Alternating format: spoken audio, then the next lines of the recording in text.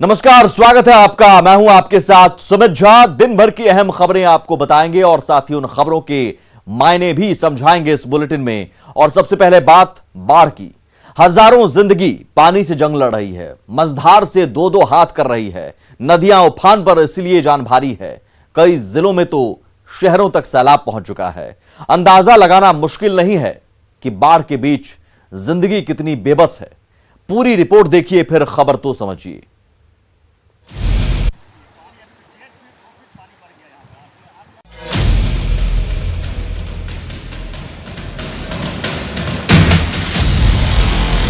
चारों तरफ सिर्फ पानी ही पानी। तस्वीरें दरभंगा के केवटी ब्लॉक की है, जहां अधवारा समूह की नदियों के जल स्तर में बढ़ोतरी की वजह से बाढ़ जैसे हालात हो गए हैं। कई इलाकों में 5 से 6 फीट पानी जमा है।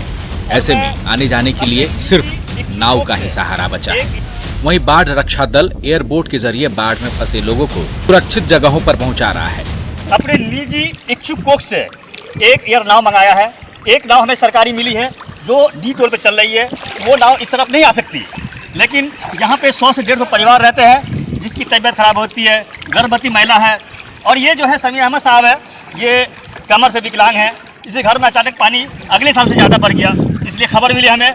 हमने बाढ़ रक्षा दल के साथ आकर ये एयर वाली नाव से, जो मेरी निजी मत से आई है, मैं इनको ऊपर जगह पे शिफ्ट कर ले जा रहे हैं। समस्तीपुर में भी बूढ़ी गंडक उफान पर है, जिसके कारण समस्तीपुर दरभंगा रेलखंड के डाउन लाइन पर ट्रेनों के परिचालन पर ब्रेक लग गया है। बेतिया के मंझौलिया में तो बाढ़ का पानी कम हुआ है, लेकिन तबाही का मंजर साफ देखा जा सकता है।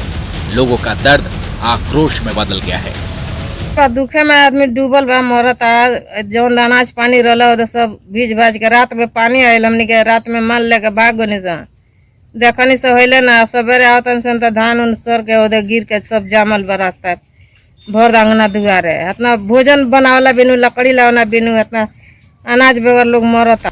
पश्चिम चंपारण में भी बाढ़ ने जबरदस्त तबाही मचाई है।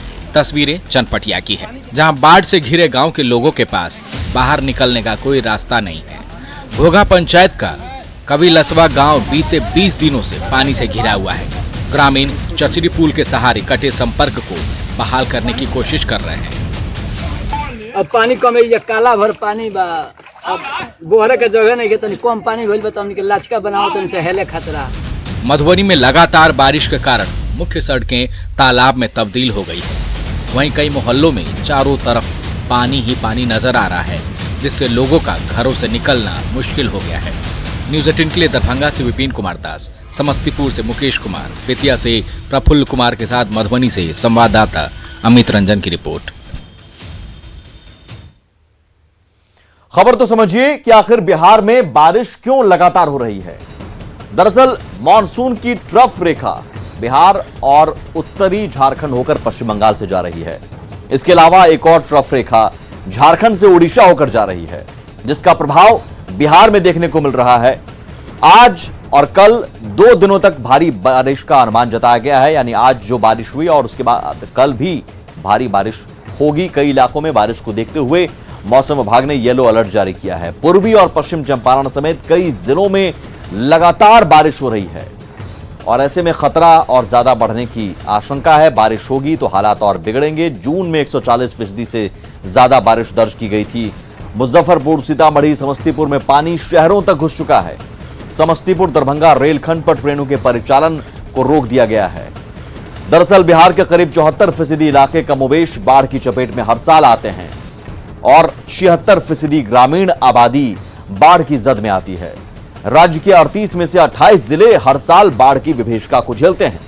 पिछले साल की ही बात करें तो बिहार के 16 जिले प्रभावित हुए थे बाढ़ से। तकरीबन 85 लाख लोग बाढ़ से प्रभावित हुए थे और इस साल भी कई जिलों में बाढ़ लगातार कहर बरपा रही है। बिहार में बारिश और बाढ़ लगातार बच्चों की जान ले रही है। कहीं गड्ढे में जमा पानी जानलेवा साबित हो रहा है तो कहीं नदियों की उफनती धारा घरों के चिराग बुझा रही है। सिर्फ शनिवार को ही राज्य भर में 12 बच्चों की मौत डूबने से हो गई। तो बच्चों को बाढ़ से बचाना है। मोतिहारी में बाढ़ के पानी में डूबने से 3 बच्चों की मौत हो गई। वहीं सहरसा के नभट्टा में सौर बाजार इलाके में गड्ढे में डूबने से 3 बच्चों की मौत हो गई। बांका के कटोरिया इलाके के तेलंगवा गांव में पोखर में डूबने से 2 बच्चों की मौत हो गई। वहीं बेतिया के योगापट्टी इलाके में हरहा नदी में डूबने से 13 साल की एक लड़की की मौत हो गई। इसके अलावा मधुबनी के फुलपरास इलाके में भुतही बलान नदी में डूबने से 7 साल की एक बच्ची की मौत हो गई। वहीं पूर्णिया के अमनौर इलाके में परमान नदी में डूबने से 2 बच्चों की मौत हो गई। तो जरूरी है कि बच्चों को बाढ़ से बचाना है। खबर तो समझिए, दरअसल आज 12 बच्चों की डूबने से मौत हो गई। सीतामढ़ी और उसके आसपास अब तक 15 बच्चे की मौत हो चुकी है। लिहाजा सावधानी बरतने की जरूरत है। सावधानी से बच्चों को बचाया जा सकता है। बच्चों को पानी में जाने से रोकना जरूरी है। आज ही 12 बच्चों की डूबने से मौत हुई है। सीतामढ़ी और आसपास के इलाकों में अब तक 15 बच्चे की मौत हुई है। और जाहिर है ऐसे में अभिभावकों को, माता पिता को सावधानी बरतने की जरूरत है। बच्चों को आप खुले में पानी में जाने से रोकें। पहरा बढ़ाने की जरूरत है। बाढ़ का पानी आए तो उच्च स्थान पर चले जाएं और बच्चों पर खासतौर पर विशेष ध्यान रखें। नहाने के लिए अक्सर बच्चे पहुंच जाते हैं गड्ढों, तालाबों में जो पानी से लबालब भरा रहता है और वहां यह हादसा होता है। ऐसे में बच्चों को बाहर ना भेजें। बच्चों की डूबने से मौत बेहद चिंताजनक है, क्योंकि कहीं ना कहीं लापरवाही की वजह से ऐसा हो रहा है। और हम ऐसा क्यों कह रहे हैं, हमारी ये रिपोर्ट देखिए।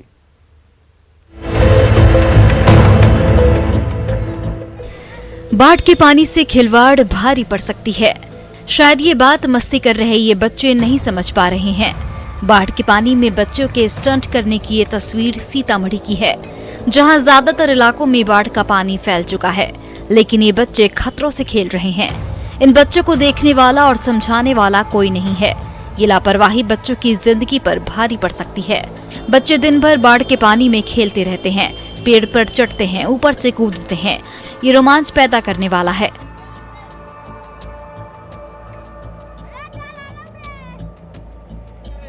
लेकिन बड़े हादसे के खतरे को भी दर्शा रहा है। हम ये इसलिए कह रहे हैं क्योंकि कई जगह हादसे हो चुके हैं। अब तक 15 बच्चों से ज्यादा की मौत हो चुकी है। खराब मौसम में घरों में रहने की लगातार प्रशासन की ओर से अपील की जा रही है। बावजूद इसके इस तरह की तस्वीरें चिंता बढ़ाती हैं। आगे बढ़ते हैं। तीसरी लहर और कोरोना के नए वेरिएंट को लेकर चिंता के बीच बिहार में तैयारियां जोरों पर हैं। अस्पतालों में ऑक्सीजन की सप्लाई से लेकर कोविड वार्ड और बच्चों के लिए बेड की संख्या बढ़ाई जा रही है। युद्ध स्तर पर क्या क्या तैयारियां की जा रही हैं, पूरी रिपोर्ट देखिए, फिर खबर तो समझिए।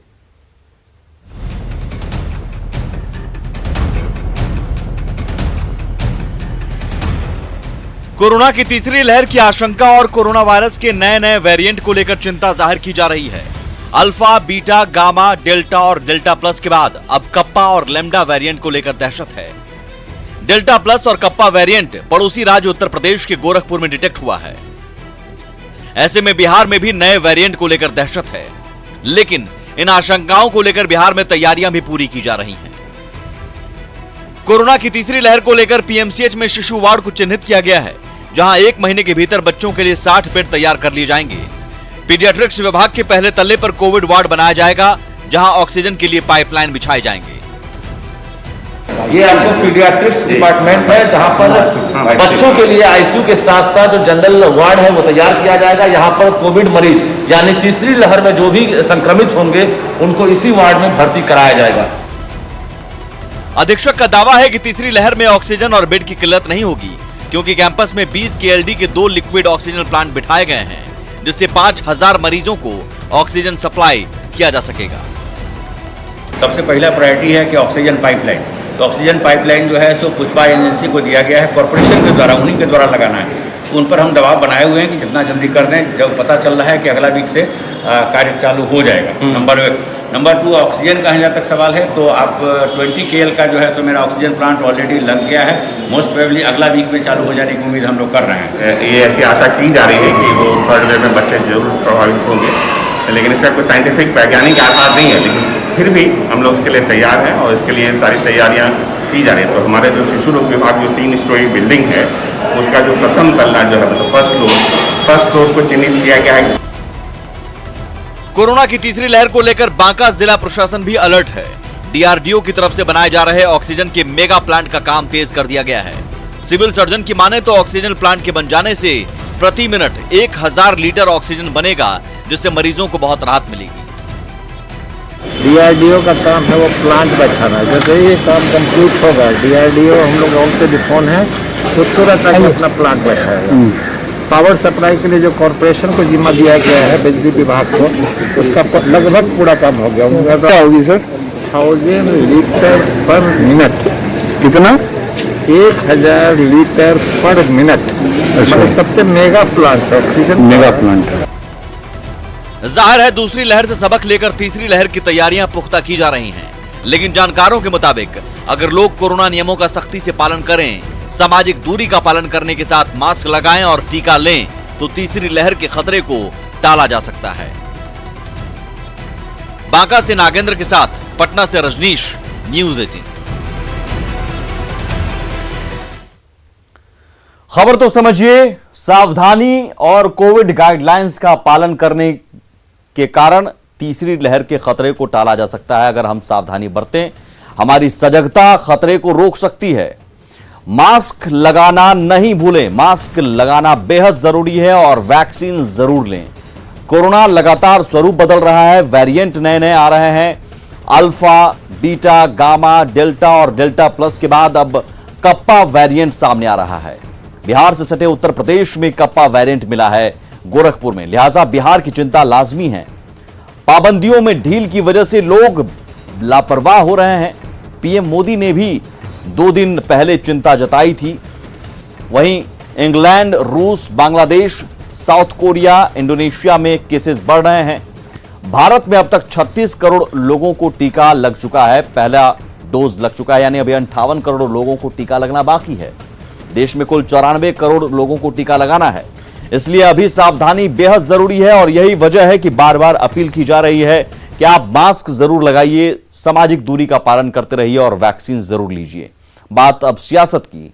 किसी भी पार्टी के लिए सबसे जरूरी उसका जनाधार होता है और जनाधार के लिए पार्टी की जमीनी पकड़ मजबूत करना पहली शर्त है। बिहार में भले ही चुनाव पिछले साल ही हुआ है, लेकिन जेडीयू का टारगेट 2024 और 2025 है। पूरी रिपोर्ट देखिए, फिर खबर तो समझिए।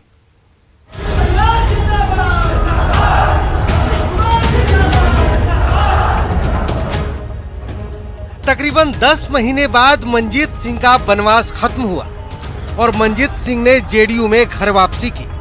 ललन सिंह, विजय चौधरी, उमेश कुशवाहा, लेसी सिंह की मौजूदगी में मंजीत सिंह ने पार्टी की सदस्यता हासिल की। इस मौके पर भावुक मंजीत सिंह ने मुख्यमंत्री नीतीश कुमार को अपना राजनीतिक पिता बताया। नीतीश कुमार जी हमारे राजनीतिक पिता हैं और उन्होंने हमारे पिता के मृत्यु के बाद अगर राजनीति के इस प्रतिष्ठा की स्थिति में अगर कोई पहुंचाया तो उनका नाम आदरणीय नीतीश कुमार जी। संगठन की मजबूती का मर्म जेडीयू जैसी पुरानी पार्टी बखूबी जानती है। मजबूत पकड़ के लिए पार्टी पूरे जोश खरोश से काम कर रही है, लिहाजा पार्टी में शामिल होते ही जेडीयू ने मंजीत सिंह को प्रदेश उपाध्यक्ष बना दिया। खुले मन से बिहार जेडीयू के अध्यक्ष ने यह भी साफ कर दिया कि पार्टी का टारगेट 2024 में होने वाले लोकसभा और 2025 में होने वाला बिहार विधानसभा चुनाव है। पार्टी का जो लक्ष्य है हमारा 2024 लोकसभा 2025 विधानसभा, उस लक्ष्य को कामयाबी करने के लिए इन्होंने सारी शक्ति लगाएंगे। मुझे पूरा भरोसा है, इसके लिए संकल्पित रहेंगे। मौका भले ही मंजीत सिंह की घर वापसी का था, जिसे जेडीयू ने भव्य बनाते हुए आगे आने वाले हर मौके के लिए बड़ा संदेश दिया। सब जानते हैं कि आज बिहार में जदयू का मतलब नीतीश कुमार जी हैं और नीतीश कुमार के नेतृत्व का कोई विकल्प नहीं है बिहार में, ये भी सब लोग जानते हैं। पिछले दिनों मंजीत सिंह के आरजेडी में जाने की अटकलें लगाई जा रही थी। इस पर भी जेडीयू के मन से जोरदार चुटकी ली गई। ललन सिंह ने 2015 के एक वाकये का हवाला देते हुए लालू यादव पर सीधा निशाना साधा। श्री लालू प्रसाद वो इनके क्षेत्र में चुनाव प्रचार में गए, इनका प्रचार क्या करेंगे, वो उल्टे प्रचार करके चले और उसी का परिणाम है कि मंजीत जी चुनाव हारे। जाहिर है जेडीयू अपने उन तमाम साथियों को समेट रही है जो लंबे वक्त से पार्टी के साथ रहे हैं। मंजीत सिंह समता पार्टी के जमाने से जेडीयू के साथ थे, जिनका दोबारा दल के साथ दिल मिलने का असर बड़ा है।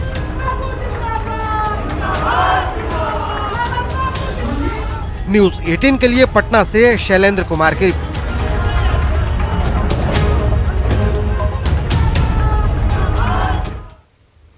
खबर तो समझिए, दरअसल साल 2015 में जेडीयू को 71 सीटें मिली थीं, लेकिन उस वक्त जेडीयू महागठबंधन का हिस्सा था, आरजेडी और कांग्रेस के साथ था।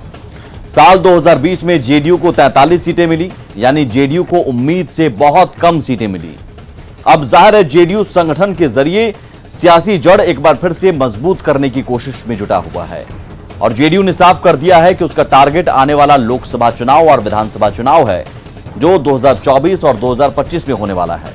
मतलब 3 साल पहले से जेडीयू ने तैयारी शुरू कर दी है और इसी को देखते हुए जेडीयू अपने पुराने साथियों को साथ ला रहा है, संगठन में बदलाव किए जा रहे हैं और मंजीत सिंह का पार्टी में वापसी उसी की कड़ी है। मंजीत सिंह को प्रदेश उपाध्यक्ष भी बना दिया गया है। कल संजय सिंह को प्रदेश उपाध्यक्ष बनाया गया था। वहीं उपेंद्र कुशवाहा को भी पार्टी में शामिल करने के साथ ही संसदीय बोर्ड का अध्यक्ष बनाया गया था। इसी साल जनवरी में उमेश कुशवाहा को बिहार जेडीयू की कमान भी सौंपी गई। मतलब जमीन के साथ साथ सोशल इंजीनियरिंग को लेकर भी जेडीयू लगातार चल रहा है, क्योंकि टारगेट है 2024 और 2025 का चुनाव। जेडीयू बिहार की सबसे बड़ी यानी नंबर 1 पार्टी बनेगी, यह दावा किया है उपेंद्र कुशवाहा ने। आज से उपेंद्र कुशवाहा बिहार यात्रा पर हैं, जिसका मकसद है जेडीयू की जमीन इतना मजबूत करना कि पार्टी पहली कतार में खड़ी हो जाए।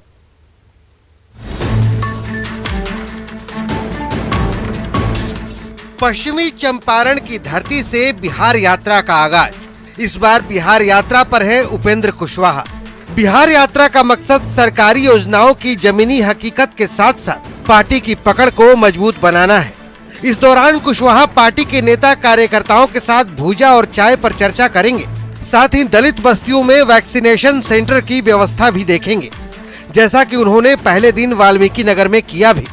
यात्रा के पहले ही दिन बतौर जेडीयू संसदीय बोर्ड के अध्यक्ष कुशवाहा ने ये साफ कर दिया कि उनका असल मकसद है सभी वर्गों को साथ लेते हुए पार्टी को नंबर 1 बनाना। कुशवाहा या किसी जात विशेष को एड्रेस करने के लिए हमारी यात्रा नहीं है। समाज के सभी वर्गों को जोड़कर ले चलने में हमारी पार्टी विश्वास करती है। दलित भाई हों, महादलित हों, अति पिछड़े सामान्य जाति के भी जो गरीब लोग हैं, अल्पसंख्यक जमात के जो लोग हैं, सबको जोड़कर ले चलने वाली हमारी पार्टी है। तो सबको फिर से कहीं कोई कमी रह गई थी बीच के दिनों में, तो सब लोगों को फिर से एक मंच पर लाना, पार्टी को मजबूत करना और आगे आने वाले दिनों में जनता दल यूनाइटेड को नंबर 1 की पार्टी बनाना। जमीनी पकड़ मजबूत करने के साथ साथ जेडीयू की नजर विरोधी खेमे में मची सियासी खलबली पर भी है। जगदानंद के इस्तीफे की अटकलों के बीच उपेंद्र कुशवाहा ने एक बार फिर ये बयान देकर विरोधियों की नींद उड़ा दी कि कई नेता अभी भी उनके संपर्क में हैं। लोग हों या आरजेडी के लोग, उनके यहाँ गड़बड़ चले इसका मतलब कि हमारे लिए तो शुभ बात है।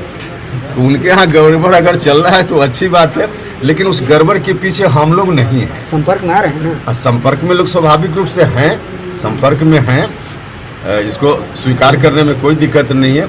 लेकिन उनके यहाँ जो गड़बड़ी है उसके पीछे हम लोग नहीं हैं। गड़बड़ी के कारण लोग खुद ही हैं। आरजेडी में किस तरह से जगता बाबू को और उसके पहले रघुवंश बाबू को बेइज्जत किया गया, दुनिया देख रही है। कांग्रेस किस तरह से पार्टी चल रही है, सब लोग देख रहे हैं। बिहार यात्रा का पहला चरण 25 जुलाई तक चलेगा। पश्चिमी चंपारण के बाद उपेंद्र कुशवाहा की यात्रा 12 जुलाई को सीतामढ़ी, 22 जुलाई को रोहतास, 23 जुलाई को कैमूर, 24 जुलाई को बक्सर और 25 जुलाई को भोजपुर पहुंचेगी। न्यूज 18 के लिए बगहा से मुन्ना राज की रिपोर्ट। खबर तो समझिए, दरअसल उपेंद्र कुशवाहा आज से बिहार यात्रा पर हैं, लेकिन बिहार में यात्राओं की सियासी परंपरा नई नहीं है, बहुत पुरानी है। साल 2005 में नीतीश कुमार न्याय यात्रा पर निकले थे। फिर साल 2009 में नीतीश कुमार धन्यवाद यात्रा पर निकले। अगले साल 2010 में नीतीश विश्वास यात्रा पर निकले थे। फिर साल 2017 में नीतीश ने समीक्षा यात्रा की थी और अलग अलग जिलों में समीक्षा भी की थी विकास कार्यों की। इसके अलावा भी कई और यात्रा नीतीश कर चुके हैं। इन यात्राओं के जरिए जमीनी हकीकत से वाकिफ हुआ जाता है, लोगों से सीधा संवाद होता है और उपेंद्र कुशवाहा भी यही कर रहे हैं। पहले चरण में उपेंद्र कुशवाहा 7 जिलों की यात्रा करेंगे। 12 जुलाई से नीतीश कुमार जनता दरबार भी लगाने वाले हैं। 5 सालों बाद एक बार फिर से नीतीश लोगों से सीधा संवाद करेंगे और इसके लिए महीने में 3 सोमवार का दिन तय किया गया है। जाहिर है नीतीश की कोशिश और उपेंद्र कुशवाहा की भी कोशिश लोगों से सीधा संवाद करना और लोगों से सीधा फीडबैक लेना।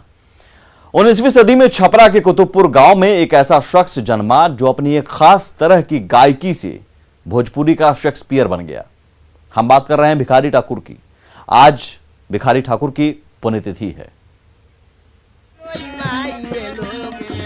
भिखारी ठाकुर का नाम कौन नहीं जानता, खासकर बिहार के लोग। भोजपुर के शेक्सपियर के नाम से मशहूर महान लोक कलाकार भिखारी ठाकुर की पुण्यतिथि है। इस मौके पर उनके गृह क्षेत्र छपरा में कई कार्यक्रमों का आयोजन किया गया। छपरा के भिखारी ठाकुर चौक स्थित उनके स्मारक पर लोगों ने श्रद्धांजलि दी। उनकी प्रतिमा पर माल्यार्पण करने वालों में भिखारी ठाकुर नाच मंडली की आखिरी लौंडा पद्मश्री रामचंद्र ठाकुर और विधान पार्षद वीरेंद्र नारायण यादव भी मौजूद थे। जेकर नाम भइल बाटे बहुत दूर, नाम भइल बा बहुत दूर ले, नाच काला बारी में केहू जपत बा आम गाछ पर, केहू जपत बा सवारी में, केहू जपत बा जतरा करी के रेल बैठल रेल सवारी में। पुण्यतिथि पर पद्मश्री रामचंद्र ठाकुर ने अपने खास अंदाज में भिखारी ठाकुर को याद किया। और इसी के साथ इस बुलेटिन में इतना ही। आगे भी खबरों का सिलसिला लगातार जारी है। नमस्कार।